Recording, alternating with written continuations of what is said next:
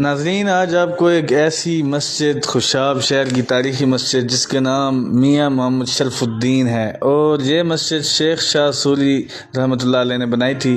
مسجد میں داخل ہوتے اس کے واش روم اور چھوٹا سا راستہ، مزے کی بات یہ ہے کہ اس مسجد کو دو راستے آتے ہیں، ایک ادھر سائڈ سے اور ایک بازار سائڈ سے، ایک قاضیوں والی گلی سے، ایک ادھر سے۔ یہ مسجد کا اندر داخل ہوتے ہی بہت ہی بہترین سین اور سامنے علیحدہ واش روم، اور اس کے جو ہے نا بہت پرانی تعمیرات ہے، تقریباً 200 سال پرانی تعمیرات ہے۔ خوشاب کا نام بھی نہیں تھا، شیخ شاہ سوری رحمۃ اللہ علیہ یہاں پر تشریف لائے اور یہ مسجد تعمیر کی، اور آج تک اسی حالت میں، اپنی اصل حالت میں یہ مسجد کھڑی ہے۔ اس میں نماز جماعت جمعہ سب کچھ ہو رہا ہے۔